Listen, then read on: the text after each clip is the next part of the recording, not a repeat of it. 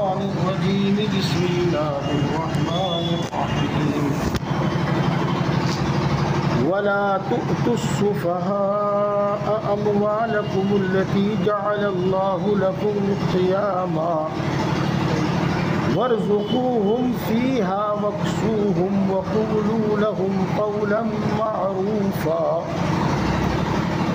वब्तलुल यतामा हत्ता इज़ा बलगुन निकाह फ़इन आनस्तुम मिनहुम रुश्दन फ़दफ़ऊ इलैहिम अम्वालहुम वला तअकुलूहा इसराफ़न व बिदारन अन यकबरू वमन कान गनिय्यन फ़लयस्तअफ़िफ़ वमन कान फ़क़ीरन फ़लयअकुल बिलमारूफ़ वइज़ा दफ़अतुम इलैहिम अम्वालहुम फ़अशहिदू अलैहिम वकफ़ा बिल्लाहि हसीबा। अगर जनरेटर बंद कर दे तो इन्वर्टर से नहीं काम चलने का। अच्छा, कोई बात नहीं, आवाज़ पूरी आएगी इंशाअल्लाह। दोस्तों, बस एक दो जुमले ही मैं अर्ज़ कर दूँ। बयान चल रहा है अहकाम का, और अहकाम और मसाइल सुनने में मज़ा नहीं आता। वहाँ होती है करने की बात, उसमें पड़ता है ज़ोर, उसमें मज़ा नहीं आता। और जहाँ होती है लेने की बात, लेने की, समझे मेरा इशारा? हाँ, उसमें बड़ा मज़ा आता है, उसमें बड़ा मज़ा आता है। और ये बात मैं इसलिए कह रहा हूँ, एक तो अहकाम और मसाइल की अहमियत हमारे दिल में बैठे, और दूसरे आप तवज्जो से सुने। यूँ तो मुझे उम्मीद है आपके हालात को देखकर कि आप माशाअल्लाह हर किस्म, चाहे वो अहकाम हो, चाहे वो जज़ा सज़ा का जिक्र हो, आप बड़ी तसल्ली से सुनते हैं। पूरी आयत शरीफा मैंने पढ़ी है, लेकिन शायद तफसीर पूरी ना हो। मैं एक एक मसाला पहले तर्जमा करता हूँ और फिर उसे समझाता हूँ। वला तुअ्तुस्सुफ़हाअ अम्वालकुम, और तुम अपनी औलाद में या यतीम बच्चों को जो ना समझ हैं उनके माल सपुर्द मत करो।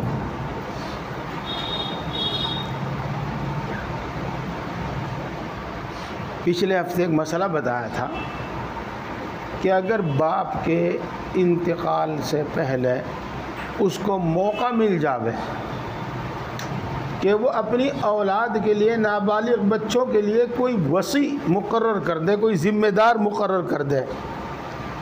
मैं बहुत सारे अल्फाज जानता भी हूँ, लेकिन मुझे कहते हुए शर्मिंदगी होती है, अपनी ज़िल्लत महसूस होती है। हिंदी का या इंग्लिश का लफ्ज़ इस्तेमाल करते हुए मैं अपनी तौहीन समझता हूँ, अपनी ज़बान की तौहीन समझता हूँ। हाँ, कभी कभी कह देता हूँ गार्जन, क्या कहते हो आप लोग, तो मुकर्रर कर दें। और अगर वो मुकर्रर ना कर सके, इसी तरह उसका अचानक इंतकाल हो गया, मुकर्रर नहीं कर सका, तो अहले ख़ानदान के मशवरे से, घर वालों के मशवरे से काजी उसका एक वली मुकर्रर करेगा, वसी मुकर्रर करेगा, जो उसके तमाम माल की देख रेख करेगा, हिफाजत करेगा, उसको बढ़ाएगा, उस पर ख़र्च करेगा। ये है, तो उसको हुक्म है। और उसी के साथ साथ जो जिनका बाप ज़िंदा है, उस बाप को भी ये हुक्म है। अगर तुम्हारी औलाद बालिग हो गई, लेकिन बालिग होने के बाद उनके अंदर अभी सूझबूझ अच्छी तरह से नहीं आई, तो तुम अपने माल, अपना कारोबार उनके सपुर्द मत करो। इसी तरीके से अगर वो नाबालिग बच्चा जो यतीम था और आपकी सरपरस्ती में था, आपकी परवरिश में था, अगर वो बालिग भी हो गया और अब वो यतीम नहीं रहा, बालिग होने के बाद यतीम नहीं होता, तो अगरचे कानूनी एतबार से अब उसको उसका माल मिल जाना चाहिए, लेकिन अगर उसके अंदर सूझबूझ, जिसको कुरान पाक में रुश्द कहा गया है, न महसूस हो अभी, तो ये माल उसको अभी सपुर्द मत करो। ये है मतलब, इसका भी सपुर्द मत करो।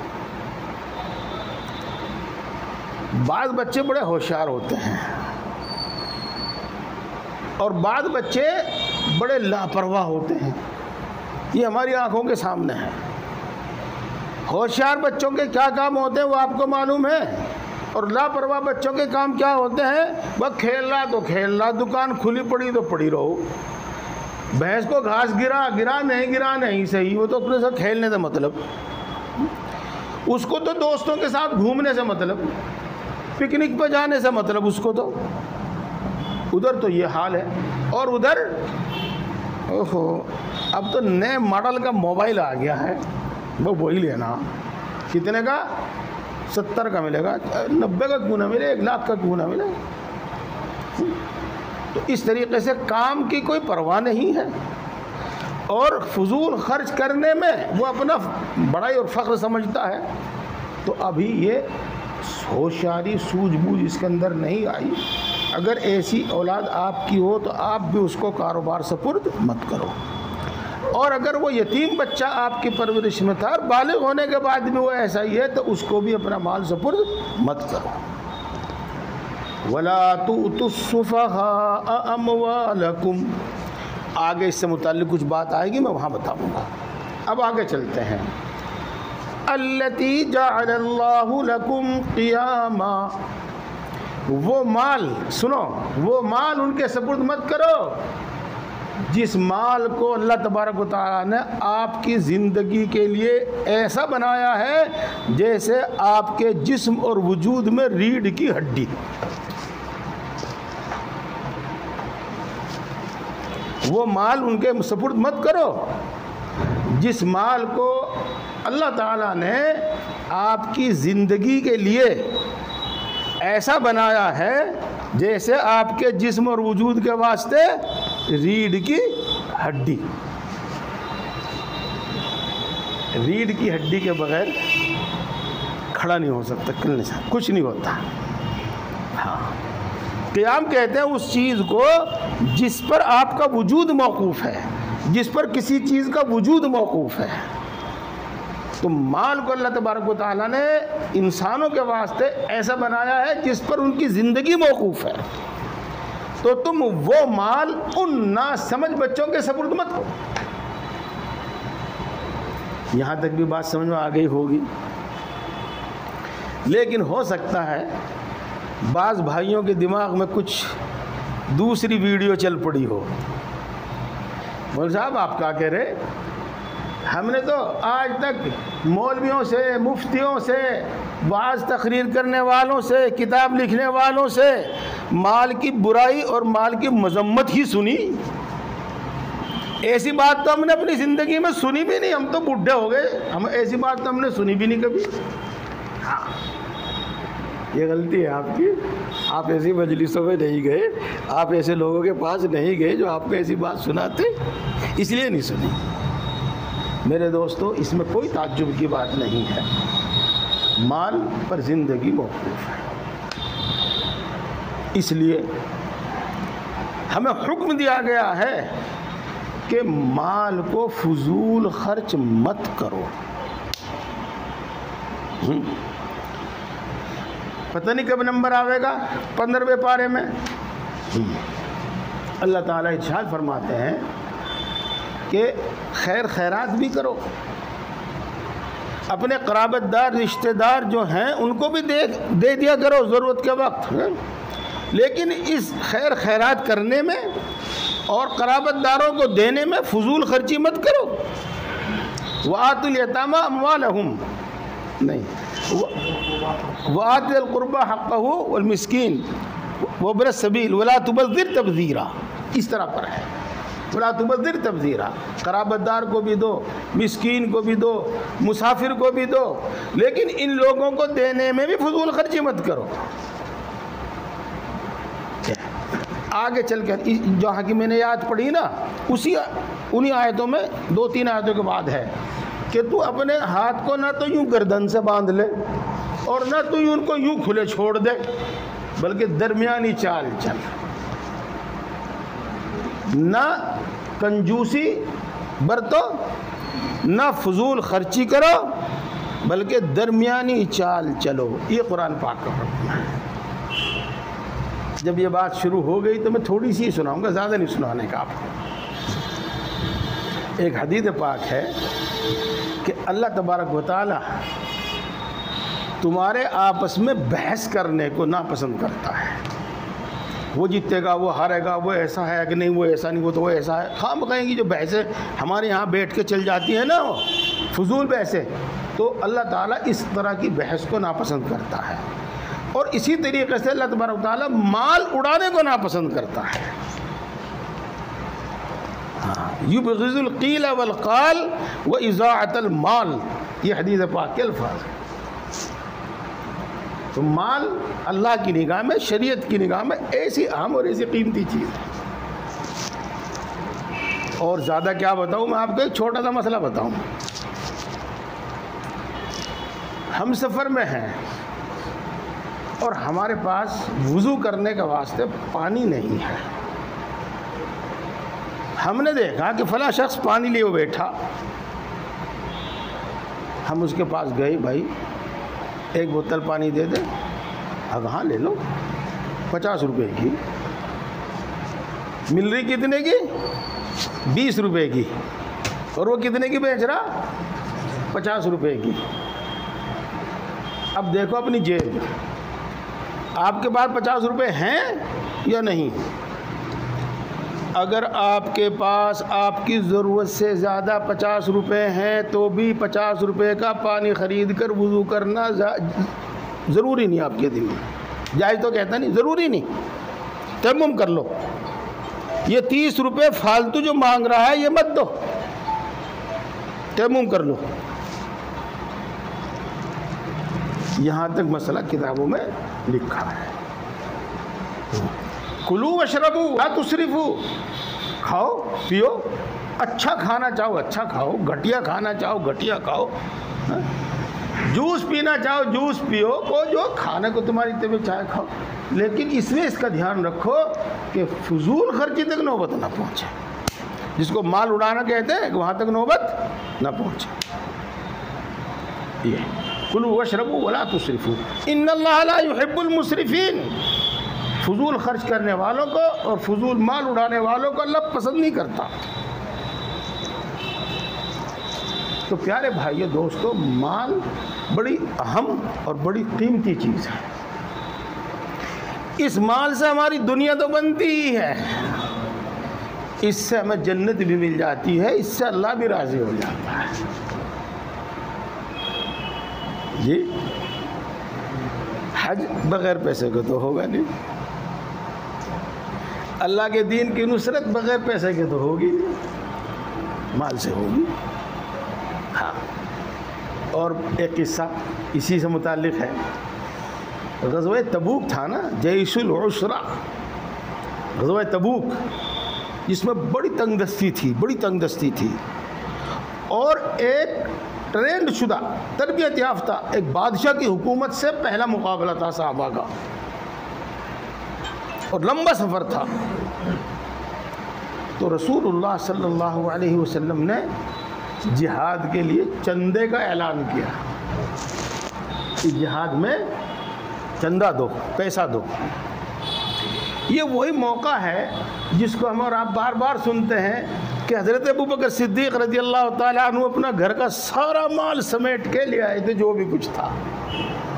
ये वही मौका है जिसमें हज़रत उमर रज़ियल्लाहु ताला अन्हु अपनी सारी मिल्कियत का आधा रसूलुल्लाह सल्लल्लाहु अलैहि वसल्लम के सामने पेश कर दिया था। जी हाँ, आप जानते हैं हज़रत उस्मान, जिनके नाम के साथ लगता है गनी, दौलतमंद, मालदार, वो बड़े दौलतमंद मालदार थे। उन्होंने सोना, चांदी, हथियार, ऊंट, घोड़े, खुराक इतना दिया कि मैंने कहीं पढ़ा भी नहीं तफसील के, और याद भी नहीं पड़ी हो तो याद नहीं कि कितना सोना दिया, कितने हथियार दिए, कितने घोड़े दिए, कितने ऊँट दिए, लेकिन इतना दिया कि रसूलुल्लाह सल्लल्लाहु अलैहि वसल्लम इतने खुश हुए, इतने खुश हुए, इतने खुश हुए। ये फरमा लम यज़ुर्र उस्मान बादु शैउन, आज के बाद उस्मान को कोई गुनाह नुकसान नहीं देगा। यानी अगर बशरी तकादे से या किसी भी वजह से बहरहाल कोई गुनाह कर बैठेंगे तो अल्लाह उस गुनाह पर पकड़ नहीं करेगा। आज अल्लाह इतना राज़ी हो गया है, आज अल्लाह इतना खुश हो गया है उस्मान से कि अब अल्लाह ताला उस्मान की पकड़ नहीं करेगा। ये है दो किससे अल्लाह भी राज़ी हो जाएगा। जी अल्लाह भी राज़ी हो जाएगा। हाँ, और अल्लाह की राह में ख़र्च करने सदक़ात के जो फ़ज़ाइल हैं, ज़ाहिर बात है कि तो माल से हासिल होंगे, माल खर्च करेंगे, अब मेरे पास होगा तभी तो। यतीम, मिस्कीन, मुसाफिर, क़राबतदार, रिश्तेदार, पड़ोसी, जिनकी हमदर्दी से अल्लाह बहुत नाराज़ खुश होता है, राज़ी होता है, तो पैसे से तो होगा। तो अल्लाह भी माल से मिलता है और जन्नत भी माल से मिलती है, दुनिया की ज़िंदगी भी माल से गुजरती है। बस मैं इस मज़मून को ही, लेकिन अभी मैं इसका तुम्हारा पेंडा नहीं छोड़ दूँगा, मैं अभी और चलूँगा आगे। आप जो सोच रहे हैं कि भाई आज तक तो हमने माल की मजम्मत सुनी, माल की बुराई सुनी, तो यह तो बयान करने वाले की गलती है या खुद समझने वालों की। और मैं अक्सर बेशतर समझता हूँ जो जाहिल अनपढ़ हैं और किताब में तकरीर याद करके किसी की, और जो मिंबर पे बैठ कर चीखते चिल्लाते हैं, उन्होंने उम्मत के दीन बहुत बिगाड़ा है। हाँ, देखो अल्लाह ने माल की मजम्मत, अल्लाह के रसूल सल्लल्लाहु अलैहि वसल्लम ने माल की मजम्मत कहीं नहीं बयान की। अगर बयान की हो, मैं आपसे कह रहा हूँ मुझे कोई हदीस ला के दिखा देना। अगर आपके सामने कुछ है, जहन में कुछ है, तो मैं अभी बता रहा हूँ। अल्लाह तबारक व तआला कुरान पाक में इरशाद फरमाते हैं, या अय्युहल्लज़ीना आमनू ला तुल्हिकुम अमवालुकुम वला औलादुकुम अन ज़िक्रिल्लाह।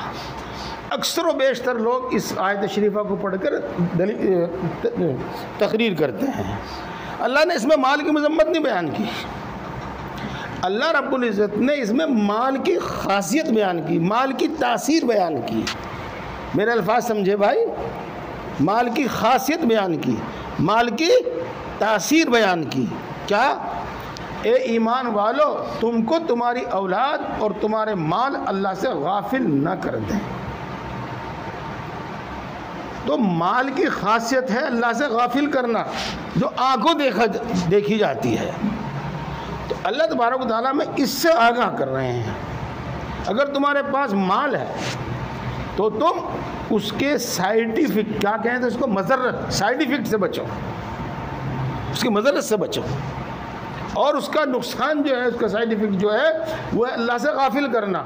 तो माल तो अपने पास रखो, लेकिन माल के जो नुकसान है, मज़र्रत है, वो आपके अंदर नहीं आनी चाहिए। अल्लाह और उसके रसूल से, अल्लाह और उसकी याद से गाफिल नहीं होना, न करना चाहिए माल। इसका इलाज करो। देखो ये पंखा चल रहा है, बल्ब जल रहा है, एसी भी इसी से चलता है। और अगर आप यूँ कह दो कि अब तो ज़िंदगी बिजली से ही चलती है? लेकिन कितनी ख़तरनाक है बिजली, हाथ लगा और जान गई। अब हमने क्या किया, बिजली से फ़ायदा उठावेंगे और इसके नुकसान से बचेंगे। पहले तो उन तारों पर रबड़ चढ़ाई, वो रबड़ कि अगर उस पर हमारा हाथ लग जावे, करंट, चाहे तार में को करंट दौड़ रहा है, लेकिन उस पर हमारा हाथ लगे तो करंट हमें नुकसान नहीं पहुंचाएगा। फिर हमने जब कभी फिटिंग करते थे तो ऊपर फिटिंग करवा, देखो वहाँ कहाँ करवा रखा फिटिंग, जहाँ हाथ भी न जावे किसी का। फिर तरक्की हुई तो हमने उसको दीवार के अंदर फिट करवा दिया। ये बहरहाल मज़र्रत से बचे और फ़ायदा उठावें। तो अल्लाह तबारक व तआला यहाँ जो इरशाद फरमाते हैं, या अय्युहल्लज़ीना आमनू ला तुल्हिकुम अम्वालुकुम वला औलादुकुम अन ज़िक्रिल्लाह, तो ये माल की तासीर और ख़ासियत है और आगाह कर रहे हैं कि तुम इससे बचो। अब इससे कैसे बचेंगे? अब इससे कैसे बचेंगे? हाँ, तो मेरे दोस्तों, माहिर दीन इस बात को याद रख लियो, ये मेरा जुमला नहीं है, मेरे शेख सानी हज़रत मौलाना शाह अबरार अक़साम नव्वरुल्लाह मरक़दहू का जुमला है। और ये उनका नहीं है, बल्कि तमाम उलमा, तमाम अकाबिर अहलुल्लाह का जुमला है। बस उन्होंने इसको आसान किया है कि दीन के माहिर से अपना राबता रखो। और दीन का माहिर कौन होता है? जो इल्म दीन पर महारत रखता हो, उबूर रखता हो, महारत रखता हो, और साथ के साथ वो उस पर अमल भी करता हो, अमल में भी माहिर, इल्म में भी माहिर, और साथ के साथ वो उस इल्म को दूसरों को समझाने और बताने में भी महारत रखता हो, ज़माने के हालात को समझता हो, और जो शख्स से बात कर रहा है उसके मिजाज, उसकी तबीयत और फितरत को समझ के फिर उससे बात कर रहा हो। तो जब हम उससे ताल्लुक़ रखेंगे तो यकीनन हमारे दिल ऐसे होंगे कि बावजूद माल और दौलत के अल्लाह से गाफिल नहीं होंगे। और या अय्युहल्लज़ीना आमनू ला तुल्हिकुम अम्वालुकुम वला औलादुकुम अन ज़िक्रिल्लाह पर अमल करना सिखा देंगे वो, कि माल भी हो और गफलत ना हो। ये एक हदीस और बड़ी मशहूर है, बहुत मशहूर है, कि रसूलुल्लाह सल्लल्लाहु अलैहि वसल्लम चंद सहाबा किराम रिज़वानुल्लाह ताला अलैहिम अजमईन के साथ तशरीफ़ ले जा रहे थे, तो कूड़ी पर एक कान कटा हुआ मुर्दा बकरी का बच्चा पड़ा हुआ था। रसूलुल्लाह सल्लल्लाहु अलैहि वसल्लम वहाँ खड़े हुए और सहाबा से इरशाद फरमाया, तुम में से कौन है जो इसको 1 दिरहम में ख़रीद ले?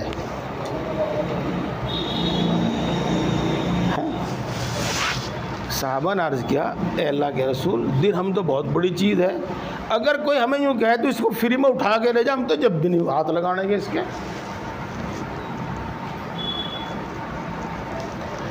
तो अल्लाह के रसूल सल्लल्लाहु अलैहि वसल्लम ने इरशाद फरमाया कि जिस कदर बेवक़ात और हक़ीर ये बकरी का बच्चा तुम्हारे जहन में है, तुम्हारे दिल दिमाग में है, ये सारी दुनिया और उसकी दौलत अल्लाह के नज़दीक उससे भी ज़्यादा बेकदर और उससे भी ज़्यादा ज़लील है।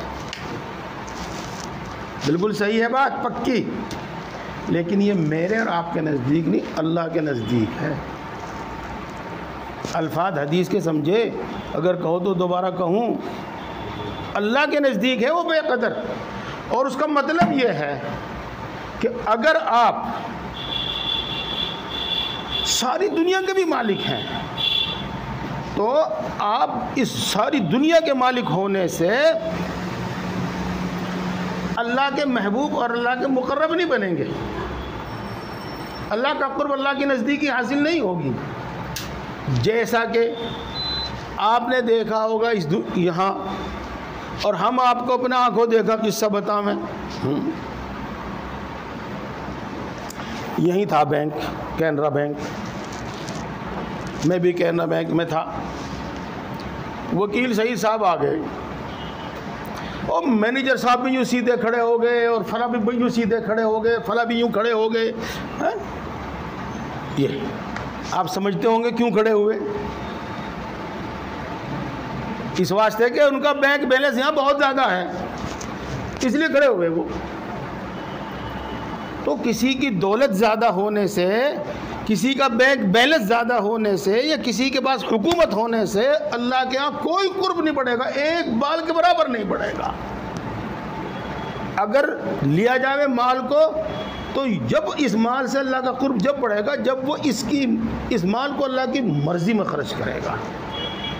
और इस माल से अल्लाह का कुर्ब जब बढ़ेगा जबकि इस माल के होते हुए उसके अंदर तकब्बुर नहीं आएगा, जबकि इस माल के होते हुए उसके अंदर जुल्म नहीं आएगा, तब अल्लाह का कुर्ब बढ़ेगा, महज दौलत से नहीं बढ़ेगा। ये समझाना चाहते हैं अल्लाह के रसूल सल्लल्लाहु अलैहि वसल्लम इस हदीस पाक से। तो मेरे भाइयों और बुजुर्गों, मैं आप सारी बहस को समेट कर आपको 2 जुमले बताता हूँ। माल हमारी ज़िंदगी के वास्ते बेहद ज़रूरी चीज़ है, ये आयत शरीफा ये बतला रही है। इसी वास्ते इसको फजूल उड़ाने से मना किया गया है। इसी वास्ते उन नासमझ बच्चों के सपुर्द करने से मना किया है जो इसको बढ़ाने के बजाय बर्बाद करते हैं। हाँ, इसके कुछ साइड इफेक्ट भी है। तो अल्लाह के रसूल सल्लल्लाहु अलैहि वसल्लम ने अहादीस में और अल्लाह रब्बुल इज़्ज़त ने कुरान पाक में वो बयान फरमा दिए ताकि हम उनसे बचें और इसका फ़ायदा हासिल करें।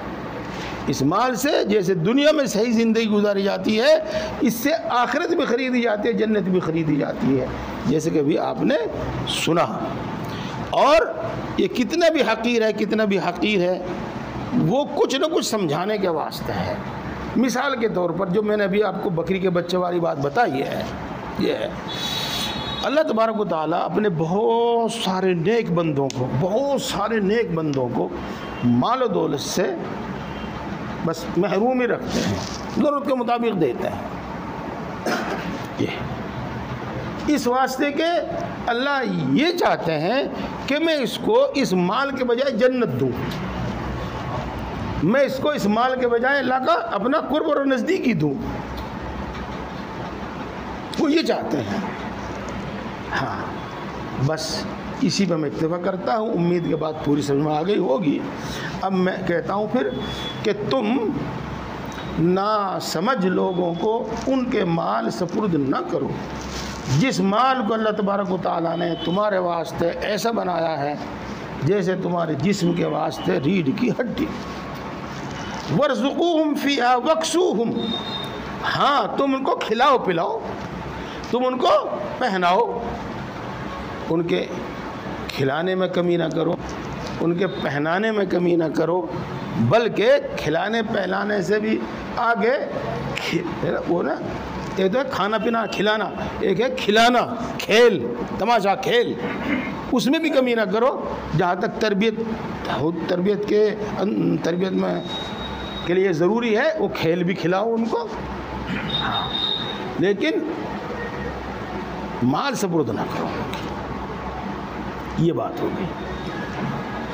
फजूल खर्ची के से बचते हुए ये सब काम करो और उनको भली बात कहते रहो, भली बात कहते रहो। हाँ, उसको मैं आपको इस तरह समझाऊंगा। अरे अब तो तू बड़ा हो गया, बालिग हो गया, तू अपना माल क्यों नहीं लेता उसमें से? वो सारा हज्जी दाबो बैठा, उसमें तो लेता क्यों नहीं तू? हाँ, अब तो कानूनी एतबार से तुझे हक है इसके लेने का। अब कोई, चाहे वो इसका हमदर्द हो, चाहे वो इसका दुश्मन हो, चाहे वो हज्जी जी का दुश्मन हो, वो इसको उभार रहा है और वो यूँ कहता है जो भी कुछ इसके लगता है, ताया तो अब्बा तो चाचा तो अब्बा जी, बस अब तुम मुझे दे दो मेरा माल का इख्तियार हो। जो टोनी पावर तुम्हें दे रखी है, इख्तियार नामा मुख्तार नामा तुम्हारे नाम लिखा हुआ है, अब तो वो ख़त्म कर दो और वो पावर मुझे दे दो। तो वो बार बार हम तो मुतालबा करता है।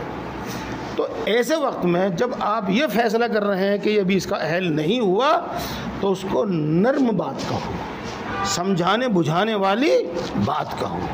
मसलन कहो, बेटा सब माल तुम्हारा ही है, मैं तो नौकर हूँ, मैं तो इसकी हिफाजत और निगरानी करने के वास्ते नौकर चौकीदार हूँ, मैं तो, ये तो सब तुम्हारा ही है, बेफिक्र रहो तुम, जिस दिन मुनासिब होगा मैं तुम्हें सब माल दे दूँगा, सब तुम्हें दे दूँगा।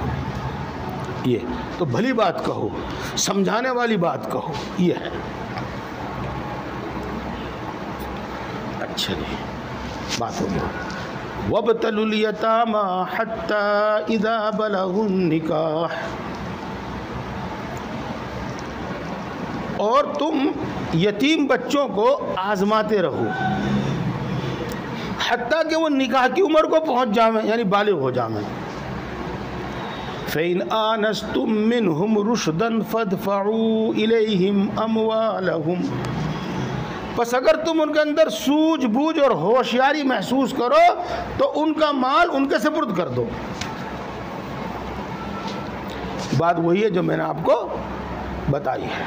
इसमें दूसरी बात बताई है, आम हालात में बालिग होने के बाद वसी और वली उसका माल उसके सपुर्द कर देगा, यतीम का माल यतीम के सपुर्द कर देगा बालिग होने के बाद।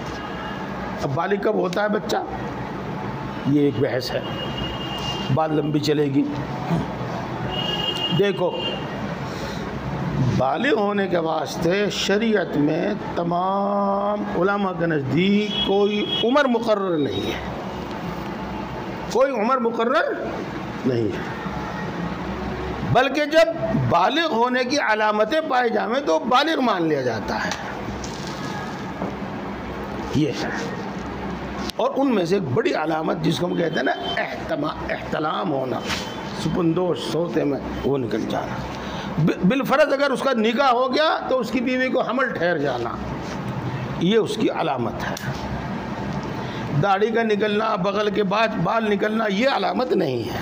बालों का सफ़ेद होना, काला होना, ये अलामत नहीं है। जब इस तरह की अलामत पाई जाएगी वो बालिग मान लिया जाएगा। और उलमा किराम यूँ फरमाते हैं कि लड़का 12 साल से पहले बालिग नहीं होता, लड़का 12 साल से पहले बालिग नहीं होता, और लड़की 9 साल से पहले बालिग नहीं होती। मान लो अगर लड़की को 9 साल से पहले खून आ जावे तो वो हैज़ नहीं और वो बालिग नहीं मानी जाएगी, वो इस्तिहादा है, वो बालिग नहीं होगी। हाँ, अगर 9 साल के बाद उसको खून आवे और वो शरीयत के कायदे कानून के मुताबिक हैज़ हो, एक इस्तिहादा होता है, एक हैज़ होता है, आपको कुछ ना कुछ इस बारे में मालूम होगा, हैज़ हो तो लड़की 9 साल में भी बालिग मान ली जाएगी, ये है। अलबत्ता अगर कोई अलामत ना पाई जावे और लड़का लड़की 15 साल के हो जाओ तो 15 साल मुकम्मल होने पर उसको बालिग मान लिया जाएगा, लड़की को भी और लड़के को। कौल मुख्तार यही है। तो इदा बलगुन निकाह का मतलब यह है कि बालिग होने के करीब करीब पहुँचे वो, तो उनसे पहले आप उनको आजमाओ। आजमाने का क्या मतलब, आप उनको मसलन 1000 रुपये दो, देखो तुम्हें शामली जाना है और एक फला चीज़ लेकर आनी है, एक फला चीज़ लेकर आनी है, एक फला चीज़ लेकर आनी है, बताया उसको और 1000 रुपये लेकर उसको भेज दिया। अब वो ये सामान ये काम करके लावेगा, ख़रीद के लावेगा, अब आप उससे हिसाब लो। यूँ मत कहो कि कुछ बच रहा हो तो दे दे, नहीं बच रहा तो नहीं सही, यूँ मत कहो। यूँ नहीं कि आने के बाद सामान तो लेके लिख लिया, सब पूछा ही नहीं। हाँ जी, शामली तक किराया कितना लगा बेटा, पर्चे में लिखो, बेटा पर्चे में लिखो, शामली तक किराया इतना, रक्षा किराया इतना, फला चीज़ इतने की, फला सामान इतने का, फला सामान इतने का, और टोटल लगा लिया। अब देखो तुम उसने सही हिसाब दिया कि नहीं दिया। अब देखो तुम जो 15 रुपए की चीज़ थी वो उसको 15 की ख़रीद के लाया या 18-17 की ख़रीद के लाया। अब ये देखो आप उसको, ये और इस तरीक़े से उसको आज़माते रहो। ये जो मैंने कहा ना हिसाब लो। हाँ 10 रुपये बच गए, लाओ कहाँ है, लाओ, उन्होंने 10 रुपये दिए, ठीक है माशाल्लाह तुम्हारे साथ दिया, लो कुछ खा लेना। ये तो मैंने आपको एक मिसाल बताई, आप ताजिर लोग हैं, आप मेरे से ज़्यादा समझते हैं कि बच्चे को किस तरीके से आजमाया जाएगा, किस तरीके से उसकी ट्रेनिंग दी जाएगी, किस तरह तरबियत दी जाएगी। ये तो बालिग होने से पहले ऐसा करो, और 2 मरतबा करो, 4 मरतबा करो, 6 मरतबा करो, 10 मरतबा करो, अलग अलग हिसाब से करो। जब आपके महसूस हो जावे कि हाँ ये बच्चा माल उड़ावेगा नहीं, ये बच्चा कारोबार ढंग से करेगा, तो फिर आप उसको कारोबार करा दो, आप उसको उसका माल उसके सपुर्द कर दो। हमारे एक कलकत्ते में हैं, तो वो दिल्ली वाले ही, कलकत्ते में बड़ा कारोबार है उनका, बड़ा कारोबार है। एक लड़का उनका वैसे तो पढ़ा लिखा था, आजकल तो बगैर पढ़े लिखे भी इंटरव्यू हो जावे हैं, तो वो था पढ़ा लिखा, उनका बहुत बड़ा कारोबार था, गैर मुल्कों तक से कारोबार था। लेकिन उन्होंने छोटी सी दुकान पे कुछ सामान उसको लेके बिठा रखा था ये, और ज़्यादातर सामान ऐसा था कि 20 रुपए का है, ये 10 रुपए का है, तय थे उनके दाम तय थे। अब वो कभी रोज़ाना, कभी 2 दिन के बाद, कभी 4 दिन के बाद उससे हिसाब लेते थे तो भाई किस तरह, कितना माल बेचा, कितना माल बचा, कितना पैसा तुम्हारे पास, ये है। और अब माशाल्लाह वो 2 भाई हैं, दोनों भाइयों को अपना काम सपुर्द कर दिया, उनको शुगर भी हो गया, उनकी बीनाई भी चली गई, अब वो का सब काम दोनों बेटे संभाल रहे हैं। मेरे दोस्तों, ये बात मैंने तफसील से आपको इसलिए समझाई है कि हमने दीन को नमाज रोज़े में मुनहसिर समझ लिया है, और हम अपने कारोबार में, अपनी दूसरी ज़िंदगी में दीन से हिदायत और रहनुमाई हासिल नहीं करते। ये बात मैंने तफसील से बताई। फ़इन आनस्तुम मिनहुम रुश्दन फदफ़उ इलैहिम अम्वालहुम, बस अगर तुम उनके अंदर सूझबूझ और होशियारी महसूस करो तो उनका माल उनके सपुर्द कर दो। वला ताकुलूहा इसराफ़न व बिदारन अन यकबरू, ये नसीहत है वली को, वसी को, और उनके माल को जल्दी जल्दी मत उड़ाओ इस अंदेशे से कि वो बालिग होकर अपने माल का मुतालबा करेंगे, बल्कि अमानतदारी, दयानतदारी से उनके माल के अंदर तसर्रुफ़ करो। अब आगे एक मसला है, वो मैं उसको बता दूं आपको, और बहुत बुनियादी मसला है, उससे सैकड़ों मसाइल निकलते हैं।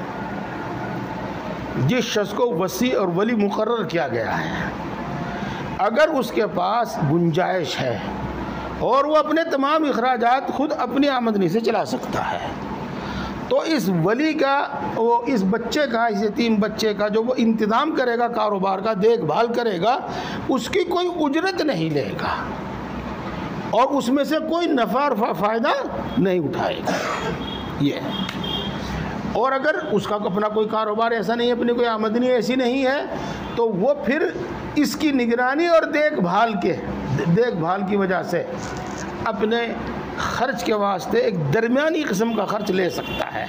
जैसे कि हज़रत अबू बकर सिद्दीक़ रज़ियल्लाहु ताला अन्हु जब खलीफा बने तो सहाबा किराम रिज़वानुल्लाह ताला अलैहिम अजमईन ने एक दरमियानी किस्म के इंसान का ख़र्च उनके वास्ते बैतुल माल से मुकर्रर किया था। वो इसी किस्म की आयतों से मसाइल समझे गए हैं। ये है वमन कान गनिय्यन फलियस्ताफिफ, और जो मालदार हो वो उनके माल से बचे। वमन कान फ़क़ीरन फ़लियअकुल बिल मारूफ़, और जो फ़कीर हो, तंगदस्त हो, यानी ज़रूरतमंद हो, तो वो उनमें से कायदे के मुताबिक खा ले, जैसे कि मैंने आपको तफसील बताई। बस एक बात और है, वो मैं बता रहा हूँ, और ये मैंने पूरी इसलिए कर दी, थोड़ी सी देर अगरचे हो गई कि अगले हफ्ते फिर इसको शुरू करता तो बड़ी दूर से बात लानी पड़ती। हाँ, अगली बात तर्जमा करूँ, सीधे बात समझ में आ जाएगी। फ़इज़ा दफ़अतुम इलैहिम अमवालहुम, जब यतीम बच्चे का माल आप उनके सपुर्द करो, यतीमों का माल उनके सपुर्द करो, वो माशाअल्लाह बालिग हो गए हैं, होशियार हो गए हैं, अब उनका माल उनको सपुर्द करना है। फ़अशहिदू अलैहिम, तो तुम उन पर गवाह बना लो। वकफ़ा बिल्लाहि हसीबा, हालांकि अल्लाह तबारक व तआला हिसाब लेने के वास्ते काफ़ी है।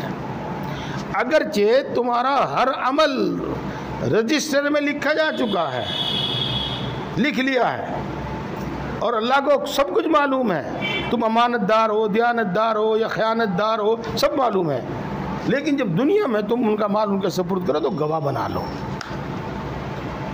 हाँ, इसको मैं थोड़ी सी तफसील से कहूँ। मिसाल के तौर पर आप एक लिस्ट बनाओ, उसमें लिखो इतनी बीघा ज़मीन, इतनी दुकान, इतना मकान, इतना नकद पैसा, इतना फ़ला, वो सब मैंने आज फ़ला तारीख़ में इसके हवाले कर दिया, और उस पर गवाह भी बना लो। मेरे दोस्तों, इससे पहले भी आपको शायद कुछ याद हो, तीसरे पारे में तिलकर रसूल में इस तरह की बात आई थी, वहाँ भी मैंने आपको बताया था।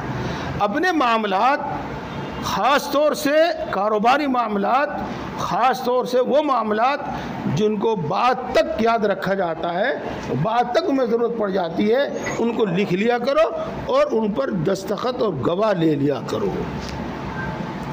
मुझे एक वाक़या है बहुत अच्छा पसंद है और मेरे और आपके लिए उसमें बड़ी रहनुमाई है, वो मैं बता रहा हूँ आपको। मैं सहारनपुर में पढ़ाता था मोहम्मद आली रूम में। हाँ, मुझे कुछ पैसे की ज़रूरत पेश आई। मैंने अपने एक साथी से जिक्र किया, भाई इतने पैसों की ज़रूरत है, भाई तू औरतों को नहीं देने का, वो जो फला साहब है ना वहाँ दुकान पे बैठे हैं, बहुत अच्छे आदमी है, आप अगर उनसे कहोगे तो वो आपको पैसे दे देंगे। मैं कहा ठीक। मैं उन्हीं के साथ गया उनके पास और बताया मुझे 15,000 रुपये की ज़रूरत है। तो थोड़ी सी बात करके उन्होंने मुझे 15,000 रुपये दे दिए और कहा कि एक रुक़आ लिख कर मुझे दे देना, एक कागज़ पर ये लिख कर मुझे दे देना। तो मैंने लिख के और भेज दिया, फला तारीख़ में 15,000 रुपये मैंने लिए, दे दिया। अब जब देने का वक्त आया तो मैंने दिमाग में सोचा कि अगर मैंने जाके उनका हाथ में पैसे पकड़ा दिए तो मैं तो यूँ नहीं कह सकता उनसे कि आप रुक़आ लिख के दे दो मुझे। हाँ, और अगर मैंने ऐसे ही उनको दे दिए और कल उनके हाथ में वो कागज़ आ गया जो मैंने लिख के दे रखा, फिर वो कहने लगे मौलवी साहब वो पैसे लिए थे आपने अभी तक लौटा ही नहीं। फिर वो यूँ कहेंगे तो मैं खुद नहीं गया पैसे देने के लिए। मैंने एक पर्चा लिखा है, फला तारीख़ में मैंने आपसे जो पैसे लिए थे 15,000 रुपये, वो मैं फला उन बच्चे का नाम लिख के उसके साथ लौटा रहा हूँ, आप उनसे वसूल करके दस्तखत कर दें। तो वो कागज़ उनके पास गया, उन्होंने वसूल करके दस्तखत कर दिया। वो मैंने अपने पास रख लिया कि अगर कभी मेरा कागज़ उनका हाथ लग गया तो मैं भी अपना कागज़ निकाल कर उन्हें दिखा दूँगा। तो मामलात को इस तरह से तय करो। अल्लाह हम पर इतना मेहरबान है कि हमें ज़िंदगी गुजारने के तरीक़े बताता है, कारोबार के तरीक़े बताता है, लेन देन के तरीक़े बताता है, कुरान में बताता है। अल्लाह तबारक व तआला हम सबको समझ और अमल की तौफ़ीक़ दे। अल्हम्दुलिल्लाह।